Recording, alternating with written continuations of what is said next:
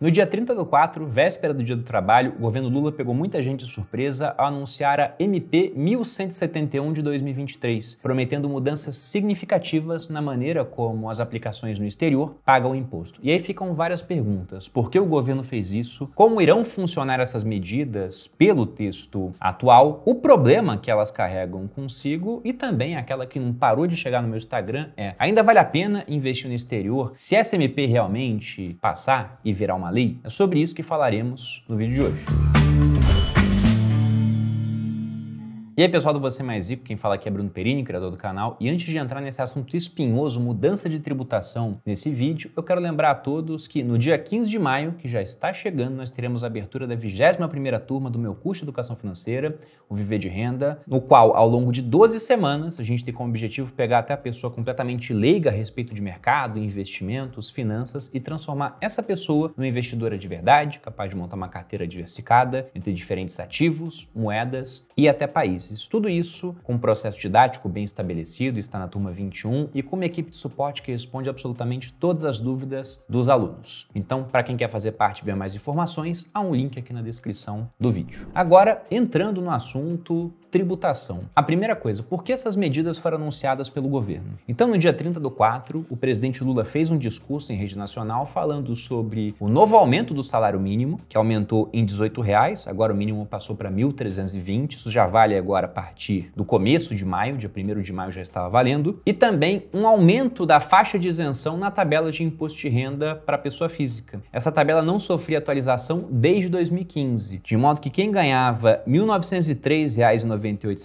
por mês já estava pagando 7,5% de imposto. O governo, ele quer aumentar isso, essa faixa isenta de imposto, para 2.640, ou seja, 2 salários mínimos, e prometeu ainda levar essa isenção até o final do mandato para o valor de R$5.000. Se a gente for considerar só a inflação desde 2015, inflação medida pelo IPCA, que é o índice mais importante aqui do país, essa faixa isenta de R teria que ter aumentado 52,4% desde aquele valor base de R$ 1.903. Então deveria estar nos 2.900 no final das contas. Sendo que as faixas mais altas, nenhuma delas sofreu alteração. Foi só essa extensão da faixa mais baixa. Se a gente pega, por exemplo, a faixa a partir da qual você é obrigado a pagar 27,5% de imposto, ela está em R$ 4.664,68. Isso desde 2015. Atualizando pelo IPCA, deveria estar em R$ 7.109. E veja que essa atualização é necessária porque, do contrário, você tem uma alíquota de imposto fixa sobre um valor que, com o passar do tempo, compra cada vez menos coisas. Então, se nunca mexerem nessa tabela, daqui a pouco está todo mundo pagando 27,5% de imposto. Então, essa mudança da tabela realmente é uma mudança positiva. Eu considero bom, queria até que fosse maior. Mas quando o governo ele abre mão de uma fonte de arrecadação, através da lei de responsabilidade fiscal, ele tem que ter uma outra fonte agora para suprir aquele buraco. E qual foi a fonte escolhida? Meio que de supetão, pelo que eu vi aí em entrevistas, até conversando com o pessoal que tem mais acesso lá em Brasília. Foi, de maneira muito rápida, uma proposta de tributação diferente para os investimentos no exterior. Então a proposta é que essa tributação no exterior, de maneira diferente, vai cobrir o rombo que o governo teria por abrir mão de arrecadação com base nessa extensão da faixa isenta do imposto de renda para pessoa física. E com isso chegamos na parte sobre essa MP e como que ela pretende mudar a tributação dos investimentos no exterior. Mas antes de falar disso, cabe salientar aqui o seguinte: essa proposta ela pode não passar. Uma medida provisória ela tem força de lei, mas sim até 60 dias ela não for votada, ela pode ser prorrogada por mais 60 e em 120 dias, se aquilo não for resolvido, simplesmente ela perde a sua validade. E durante esse processo, essa medida vai passar por discussão dentro do Congresso e pode ser que ela seja arquivada, que ela seja substancialmente alterada e pode ser que no final nada mude daquilo que a gente tem. Então esse vídeo aqui, ele não é definitivo, a gente não sabe o que vai acontecer, pode ser que seja necessário fazer várias atualizações. E dentro daquilo que eu vou falar também tem uma questão interpretativa, porque a lei não ficou muito clara dentro do que ela vai fazer, por exemplo, principalmente na minha opinião, com os rendimentos que a pessoa física consegue sem estar utilizando uma empresa offshore ou uma estrutura de trust. Eu tive uma opinião que teria um funcionamento parecido parecido com o que está acontecendo com o offshore. Nós veremos aqui uma espécie de come-cotas. Aí conversei com outros investidores, conversei com alguns gestores, falei com o pessoal da Portfel aqui, da empresa da consultoria, peguei parecer de advogado e você tinha escritórios muito competentes, com muito tempo de casa, dando opiniões diferentes. De modo que aquilo que eu falar aqui pode não estar correto, pode ser que o meu entendimento no final das contas seja diferente daquilo que vai passar a vigorar caso essa MP realmente vire lei, pensando que ela não vai passar por alterações significativas. E um último ponto importante, antes de entrar na MP, é falar que para a sua declaração de imposto de renda, que tem que ser feita agora até o final de maio, nada muda, porque essa MP, embora a partir do momento que ela é publicada ela tenha uma força de lei, ela respeita aquele princípio da anterioridade, então ela vai passar a valer apenas no começo do ano que vem e durante esse período até lá, isso se ela realmente virar lei, como eu já disse, mas durante esse período até lá, vale a regra antiga. Então você não tem que fazer nada diferente daquilo que você já fez e também não aconselho você a tomar nenhum tipo de decisão atabalhoada, tirar todo o dinheiro do exterior, gastar tudo ou mudar a maneira como você fazia as coisas até então. Porque pode ser que tudo isso, no final das contas, não dê em nada, até porque isso mexe com o interesse de muita gente, de muitas empresas, deve ter muito lobby no Congresso para, se for passar de maneira diferente daquilo que nós temos agora. Feito esse aviso, agora vamos falar sobre a MP em si. Vou até colocar aqui na tela e lendo ipsiliteris o que ela fala, essa medida provisória dispõe sobre a tributação da renda oferida por pessoas físicas residentes no país em aplicações financeiras, entidades controladas e trusts no exterior. Entidades controladas, leia-se empresas offshore, né? O que é uma empresa offshore? Até o termo já fala, é uma empresa fora da costa brasileira, ou seja, uma empresa no exterior. E geralmente o pessoal abre essas empresas, principalmente voltadas para investimento, em países de tributação mais amigável, chamados paraísos fiscais. E quando a gente fala de investimento no exterior, já fiz vários vídeos aqui no canal, investidor tinha uma vantagem em relação ao mercado nacional. Porque aqui, se você pega isenção, você tem 20 mil reais para ações, tem 20 mil para ouro, 35 mil para criptomoedas. Lá fora, você também tem uma isenção de até 35 mil reais mensais, não era em dólar, que você poderia vender isento. E isso vale tanto para ações, quanto para ETFs, quanto, por exemplo, para REITs. Os primos dos nossos fundos imobiliários, sendo que ETF e REIT aqui não tem nenhum tipo de isenção. Então, era vantagem, do ponto de vista tributário, você ter diversificação lá fora. O que essa MP ela pretende fazer? Primeiro, acabar com essa isenção de até 35 mil reais mensal que você tem e transformar em uma isenção anual de apenas 6 mil reais. Tendo rendimentos maiores do que 6 mil reais no ano, você entraria na faixa de alíquota de imposto de 15%, sendo que se passar de 50 mil reais, você entra na faixa de alíquota de 22,5%.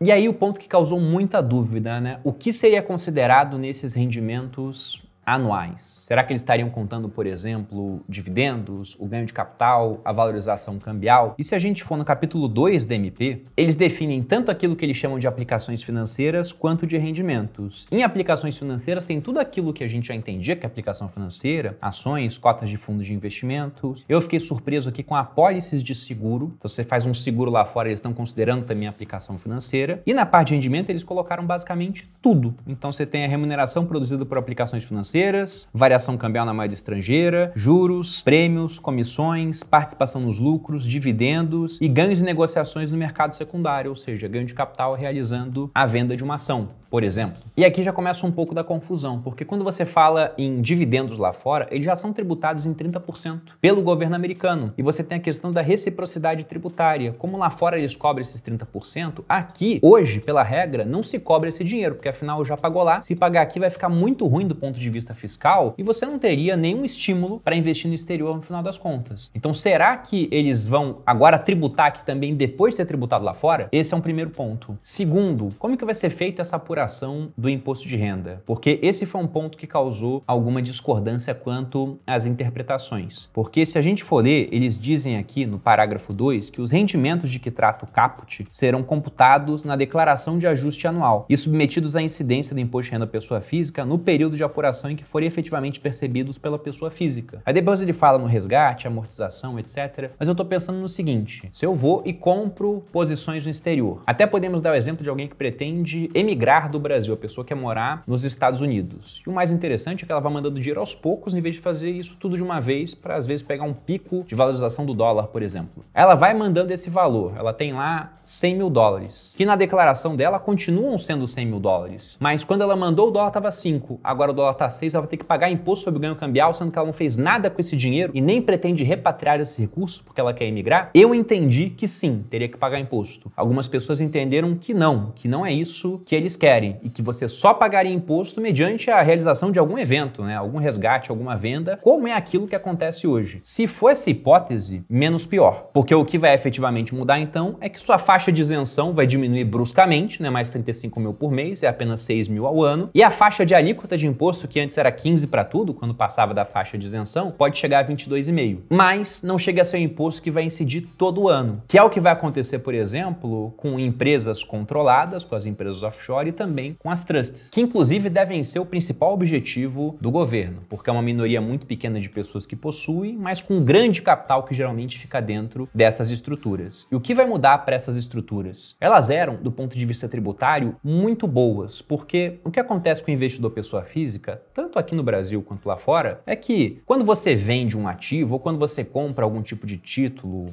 privado ou do governo que tem um vencimento, na hora da venda você paga imposto de renda. Agora, quando você tem um fundo exclusivo, um offshore, alguma coisa assim, você tem todas as operações sendo feitas lá dentro e não paga imposto. Vai pagar imposto só quando for tirar dinheiro dessa estrutura para colocar de volta na pessoa física. Então você pode ficar durante anos, décadas, diferindo o imposto. Você evita de pagar, deixa esse dinheiro trabalhando para você e quando paga é só no final, depois de muitos anos. E isso é um grande benefício na hora da acumulação de capital, porque quanto menos imposto você paga nesse período, é mais dinheiro trabalhando para você. É o que acontece, por exemplo, dentro de um fundo de previdência. Você pode ficar 30 anos investido naquilo e você não paga imposto durante período nenhum, só quando for resgatar. Mesma coisa em um fundo de ação. E a mesma coisa acontecia com essas offshores lá fora, com as trusts. Mas o que eles querem colocar como mudança? O governo agora quer exigir a tributação desses rendimentos de maneira anual. Então eles querem colocar uma espécie de, entre aspas, come-cotas para trusts e empresas offshore. E eu quero dizer come-cotas aqui entre aspas porque o come-cotas incide sobre alguns fundos aqui no Brasil, renda fixa, multimercados, de maneira semestral, sempre no final de maio e de novembro, tributando em no mínimo 15% o resultado positivo do fundo. Lá fora, o que nós teríamos, caso essa parte do MP passe sem alteração, seria um come-cotas anual, obrigando esse pessoal que diferiu o pagamento de imposto durante muito tempo a pagar anualmente um certo valor para o governo. Algo que faria com que essas estruturas perdessem grande parte da sua eficiência. Elas ainda carregam benefícios sucessórios, mas perderiam essa parte da eficiência tributária, sendo que existe um custo para que você mantenha essas offshores. E sempre que a gente fala de offshore, tem muita gente que tem uma opinião muito negativa sobre isso, porque de fato algumas pessoas usam offshores para fazer ocultação de patrimônio e coisas ilegais. Mas eu vou dar um exemplo aqui de um uso de offshore que costumeiramente acontece na hora de comprar imóveis nos Estados Unidos, por exemplo. Porque nos Estados Unidos, para aquela pessoa que não é residente fiscal no país, você tem um imposto sobre herança diferenciado, porque lá você tem um imposto sobre herança para o cara que tem o seu Security ID, né? Ou seja, a pessoa que realmente ela é um residente fiscal, que varia de estado para estado e costuma ter faixas de isenção milionárias. Mas para a pessoa que é de fora, a faixa de isenção é de 60 mil dólares. Passou disso, esse imposto vai morder cerca de 40% da herança de uma pessoa. E pessoas morrem, né? Pelo menos o que acontece por enquanto. Vai saber o que o futuro nos reserva. Agora, empresas não. Elas conseguem vencer o tempo. As cotas simplesmente passam de uma pessoa para outra. Então, o que se costuma fazer na hora de comprar um imóvel nos Estados Unidos? Ao invés de uma pessoa física comprar e ter esse problema da sucessão que uma hora pode aparecer e obrigar o pagamento de 40% do patrimônio para o governo, o que se faz é abrir uma empresa offshore, a offshore compra o imóvel e o pessoal adianta a sucessão das cotas do offshore ou simplesmente faz a sucessão passando as cotas, mas pagando muito menos imposto porque a empresa está sediada em outro país. Mas, caso você tenha esse tipo de cobrança, imagina um cara que tem um imóvel, será que o cara vai ter que botar atualização do valor do imóvel? Se for isso, será algo diferente do que a gente vê, por exemplo, em declaração de imposto de renda aqui no Brasil. Será que ele teria que colocar o ganho cambial também que ele está tendo no imóvel que está parado, que ele comprou para usar de vez em quando com a sua família quando viaja, por exemplo, para Orlando? Sendo que esse imóvel já tem tributação lá, né? Porque afinal de contas é um imóvel nos Estados Unidos. E aí vem um ponto interessante. Eu acredito que se passar dessa forma, vai ter muita gente que vai rever essa questão de uma offshore ou de usar um trust, que vão acabar com essa estrutura, principalmente se o entendimento das outras pessoas que diferiu do meu for o correto. Quando eles dizem que não, para pessoa física, né, você não vai ter que pagar todo ano, é só quando você for vender, mas vai mudar as alíquotas e a faixa de isenção. Então, para muita gente que usa a estrutura tributária mais complexa, pode valer a pena voltar a ser pessoa física. Até por isso que eu penso que para pessoa física também vai ter essa espécie de come-cotas anual, pelo menos na maneira como está escrito agora. Porque, do contrário, para muita gente vai bastar desfazer essa estrutura tributária e simplesmente deixar o imóvel, as coisas na pessoa física. Mas, como eu disse, esse é um ponto de dúvida, porque eu achei muitas interpretações que elas estão de acordo com a minha e outras que estão falando que não, que de fato para a pessoa física ficou menos pior do que para essas entidades controladas e trusts. Isso que eu falei sobre offshore e trust está no capítulo 3 e 4 da MP. E no capítulo 5, depois do governo tentar quebrar suas pernas, ele amigavelmente oferece uma muleta, dando a chance de que as pessoas físicas atualizem o valor dos bens e direitos que tem lá fora para pagar menos imposto. Colocando aqui o que está escrito no artigo 10, eles falam que a pessoa física residente no país poderá optar por atualizar o valor dos bens e direitos no exterior, informados na declaração de ajuste anual, para o valor de mercado em 31 de dezembro de 2022. Ou seja, você pode atualizar aquilo que você comprou há 10 anos, por exemplo, para o valor de mercado que tinha no final do ano passado, e sobre essa atualização, ao invés de ter que pagar 15 ou 22,5% de imposto de renda, você pagaria apenas 10%. E eu acredito que é dessa atualização que o governo vai retirar um bom dinheiro. E aí já chegamos no problema dessa proposta. De cara, é uma proposta que deve ter uma arrecadação